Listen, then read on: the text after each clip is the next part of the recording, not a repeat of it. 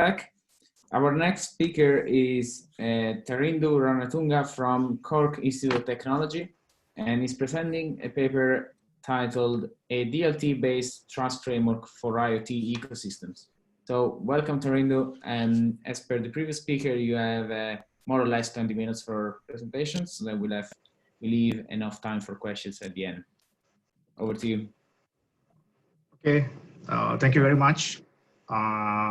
And my name is Tarindu Ranatunga, and I'm a PhD student at Cork Institute of Technology. And today I'll be presenting our paper, a DLT-based trust framework for IoT ecosystem. And it's based on my PhD work. And it's a part of a bigger project funded by the SFI and the Sustainable Energy Authority of Ireland.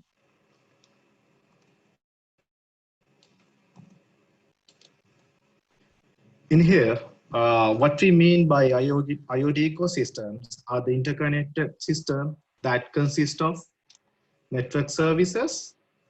And these network services include different type of applications offered in different domains such as healthcare, energy, manufacturing, and so on. And this ecosystem consists of network participants who are joining this network, such as organizations, consumers, governments, and businesses. And also these IoT ecosystems consist of network components such as devices, which include sensors, actuators, and smartphones, and also communication technologies such as Zigbee, Bluetooth, LoRa, Wi-Fi, and most importantly, it consists of data generated from these networks. And while these IoT ecosystems brings flexibility to interconnect and operate between these ingredients, it also brings a risk concerning the trust across these ecosystems. We can say that these IoT ecosystems, these IoT environments are trustless because the users joining to these networks could be known or unknown, and the users can join or leave at any time during the operation. So that building trust in this trustless environment is quite challenging. And on the other hand, we have to consider the properties of properties such as diversity and the interoperability requirements and the scale of these networks. Meanwhile, it is very important to ensure the trustworthiness because it can cause risk to human life, and it can cause long-term negative impact on the environment. And also it can interrupt the critical infrastructure. And also it can cause privacy concerns, and it also can distract the equipments. And altogether it can cause economic losses. And therefore, as I said, it is very important to ensure trustworthiness. And it is very important to identify what trustworthiness is. And trustworthiness has 5 elements as defined by the NIST and the Industrial Internet Consortium, which includes security, which means if a system is being protected from unauthorized access, change, or distractions, and privacy, which means the right to influence what information related to them is being collected or being processed. And next, reliability, which makes sure that it functions under stated condition for a specified period of time. And resilience, which is the ability to recover quickly during unexpected circumstances. And finally, we have the safety as an element of the trust, which means that it operate without causing any risk or damages to the health of the people. As I said, these 5 elements have been identified in the NIST CPS framework, as well as the same 5 elements have been identified by the IIC. So if you look at the current approaches, we can say that most of these solutions look at each element that I have mentioned individually, and it comes with some drawbacks because the impacts from these elements are interdependent. For example, if security gets compromised, the privacy also gets compromised. And if a system is not reliable, it can cause some security issues as well. As a second downside, we see that most of the systems which manages trust are centralized, which comes with drawbacks such as single point of failure, scalability issues, privacy violations, since it is controlled by a central party, and reconciliation complexities, and altogether it create a frictions in the transaction between the entities who involved in the ecosystem. The solution proposed in our paper is intended to fill the gaps of this state of the art, and it is revolving around the concept of distributed ledger. A distributed ledger is a shared set of digital data replicated across multiple computers, and it enables decentralization through its distributed design and the cryptography they use, which manage the identities and the encryption and decryption needed in the communications, and also using a consensus mechanism, which makes sure that the whole networks agree on a single state of the ledger. Altogether, this technology provides an immutable way of storing data in a secure manner, and it provides timestamp data, and also some of the DLT technologies provide a programmable interface which we can execute business logic on top of this data structure. And this makes it computationally capable and a robust platform to address the element of trust that we previously discussed. To address the problem of trust, we have designed a DLT-based trust framework for IoT ecosystem, which is decentralized and have a holistic approach towards the following 4 elements of trust: security, privacy, resilience, and reliability. Here we do not consider safety because we think that it is something that we should tackle outside in the physical level according to the definition they have given. And the DLT is the key enabler for this decentralization and holistic design. And next, I will show you a few details of our framework. So here you can see an overview diagram of our framework, and it consists of a decentralized architecture, which we manage trust at the design time, and a trust reputation model, and we use that to ensure trust during the operation as well. First, I will explain about the decentralized architecture, and later on during the presentation, I will also talk about the trust reputation model. So the decentralized architecture, how it maps to a typical IoT system architecture, which consists of a device layer, a gateway layer, and a cloud layer. On top of that, we contribute with the DLT layer to manage the functions of trust management in a decentralized manner. And each of these layers of components implements different functionalities of trust, such as identity management, access control, interaction management, and trust reputations. And altogether, these components ensure a trusted life cycle of IoT system components. Now let's go layer by layer into this architecture. The first layer, the most bottom layer, is the device layer, which they have the sensors, actuators, and devices like smartphone. And each of these devices are associated with the owner and may used by many users, and also it is associated with the manufacturer. We use these devices to store the secret keys if possible. And in the second layer, we have the gateway layer, and we implement the DLT client. And these DLT clients make sure that the devices from the device layer can communicate to the distributed ledger layer. And as the third layer, we have the cloud layer, which normally we use for the management and for the data processing and data storing and processing. In this architecture, we use the cloud layer to report the modifications that happen to the data to the distributed ledger layer.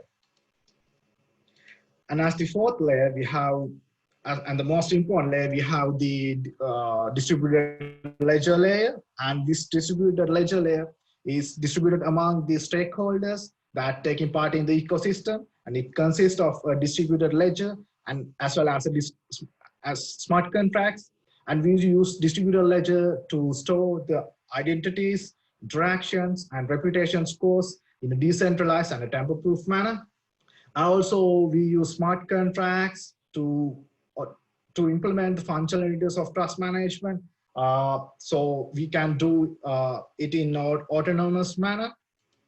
And this architecture supports different layers of devices, gateways, and cloud. And we do the decentralized management of identity and the interaction of them.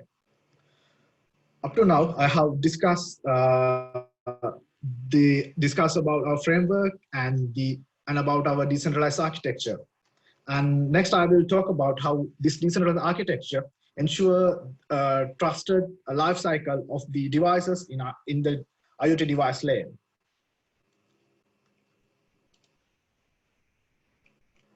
The life cycle of a device has three phases, and it is defined by the TIOTA reference architecture. And this is the most relevant reference architecture for our approach because it gives specifications to merge these two technologies, IoT and DLT, to create a trusted ecosystem. And it has three phases, which is provisioning, tracing, and decommissioning. In our architecture, we do, in the provisioning phase, we make sure that the devices securely join the network. We do that using our identity management mechanism and using the there we allocate the necessary cryptographic keys for the devices and users, and we use that to track the ownership and the transfer of devices from user to user. And the immutableness of the distributed ledger makes sure that these identities are tamper-proof. And as the next phase, we have the tracing, and we make sure that the interaction between the users and the devices are traceable. And we do that using a decentralized access control mechanism, which we implemented as a form of smart contracts. And it manages the interactions, and we use user roles, permissions, and attributes to trace their behaviors. And all the interactions happening between devices and users become a transaction on the ledger. So it make it traceable so that it create a resilient IoT system. And as the third phase, we have the decommissioning. Sorry, and which means the removing of devices from the network. And we do that due to two reasons. The first reason is due to malfunction or device replacement. And we do that using our identity management function. As a second second reason for the decommissioning is the misbehavior of nodes, where we suspect that there are malicious devices, and we use a trust reputation mechanism to decommission the devices due to misbehaviors. And these trust reputation mechanisms will enable the IoT systems to evolve under dynamic conditions. By dynamic condition, I mean when new devices joining in, or when new users taking control of it. And with the help of smart contracts, this decommissioning will take place autonomously, evaluating the transactions across the devices and users. And next, I will talk about this reputation model a bit more. So it inherits the layered approach of our architecture, and we use different type of trust formations or trust compositions, which we calculate in different layers to have an idea of the trust values of each devices. As the first trust composition, we have the quality of service trust, and that we observed in the gateway layer, because the gateway layer is the most closer layer to the device layer. So it will have some direct observations towards the gateway layer. By the word observation, I mean the collecting of the parameters or the evidence that we use to calculate trust values. By calculation, I mean the aggregation of the observed parameters to reflect a single trust value. In the quality of trust that we do it in the device layer, and we do the calculation on the distributed ledger layer, and we use parameters such as packet delivery ratio, energy consumption, and so on to calculate these trust values. As the second trust composition, we have the data-driven trust, and which we observed and calculated in the cloud layer because it has the computational power to do it, and all the data is stored and processed in the cloud layer. We use matrices like timeliness, completeness, and accuracy of data to calculate this trust composition. And as the third trust composition, we have the social trust, and we observed at the ecosystem level, where the users communicating between different users, different devices, and so on. And we calculated that at the DLT layer. And we use the parameter of user satisfaction to calculate the social trust composition. So as an attack can happen in all these three layers, we have a higher probability of detecting, since we are considering these three types of trust composition in our model. And so we can mitigate attacks by decomposition of the misbehaving users or devices. And all these trust values will be persisted in the DLT layer, so it will be traceable for all the devices and the users. So till now, I have showed you our framework, our decentralized architecture, and as well as about our trust reputation model. We have made a step further and started looking at different platforms to support our implementation, and then we started experimenting with one of them. So we were looking at the DLT platforms. We had Ethereum, we had IOTA, and also we had Hyperledger Fabric. And Hyperledger Fabric was our candidate platform because we think that it has three strong mandatory features that would be required in our implementation. First one is that it is permissions. As an IoT ecosystems, we already know the stakeholders who are taking part in the network, and this permission nature will enable us to provide a management framework for IoT networks. And as a second feature, we have it is configurable. Considering the scale and the diversity of the IoT networks, we would need to use different type of consensus mechanisms, and we would need to increase or decrease the number of nodes who are involved in the consensus. And we would need to change the number of nodes maintained in state of the ledger. So the configurable nature is quite helpful. And Fabric has a strong developer community, and it is open source, and it is also supported by the Linux Foundation. So it is a pro point.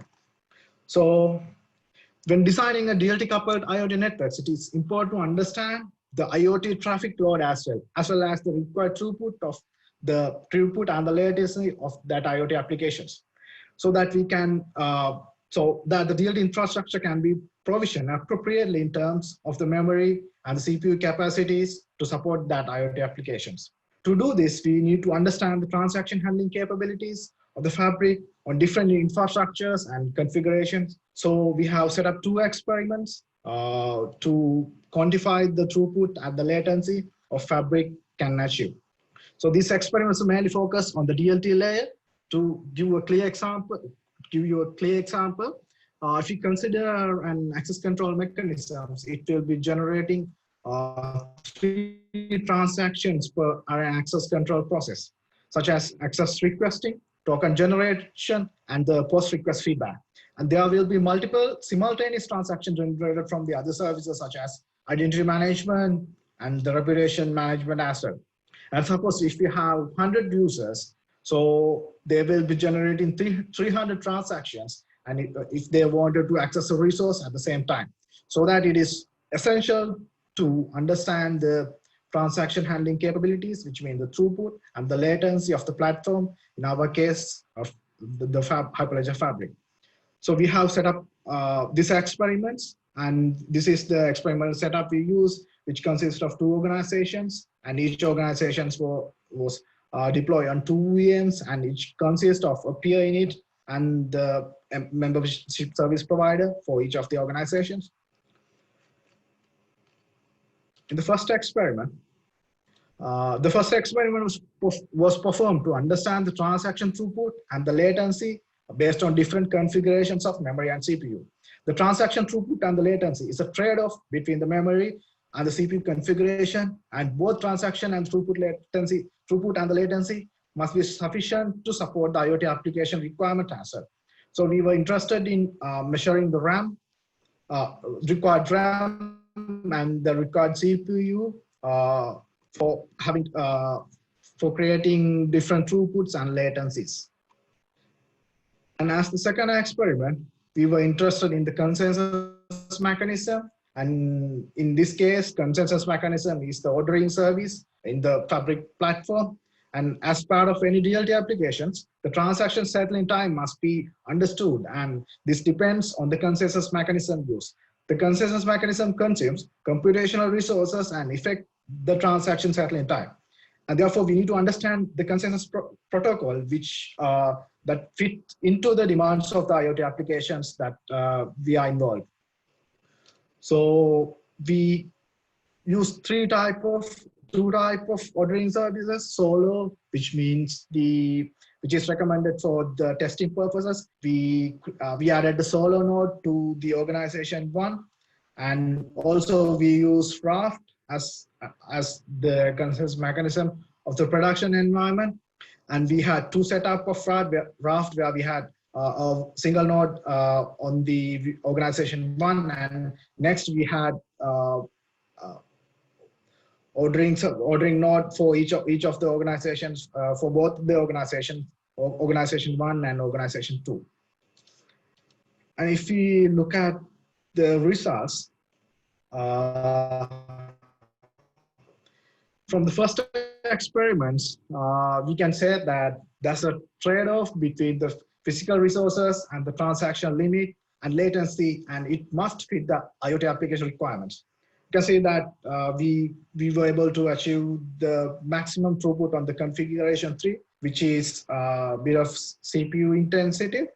And the experiment 2, that we need to, from the experiment 2, we can understand that the impact of the consensus mechanisms, in order to select the consensus mechanism to support the IoT application requirements. You can see when we move from Solo to Raft, the maximum throughput dropped, and when the Raft node get distributed, it further decreased. So, which implies that there's a trade-off between the distribution of the consensus node and the maximum throughput available as well. So there are a lot of trade-offs that we need to consider. So as the takeaways, from this experiment, we need to take a holistic approach to configure the physical infrastructure and appropriate consensus mechanisms to support the DLT coupled IoT applications. And we need to understand the IoT applications traffic load, the required throughput and the latency as well, and how that IoT traffic load related to the throughput of the distributed ledger as well.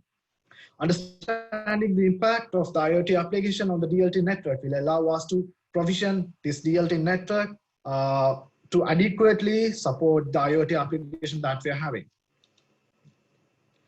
So to conclude, I will give you an outlook. First, I described about the IoT ecosystem and the trust management problem in it. And I introduce you our framework to manage the trust in the decentralized and holistic approach. And there we had a decentralized architecture and a reputation model. And as our next steps of our research, we will be considering continue doing the experiments on the Fabric platform, and we will be implementing an access control logic into that. And also, at the meantime, we'll be looking at the IoT application requirements as well. Thank you.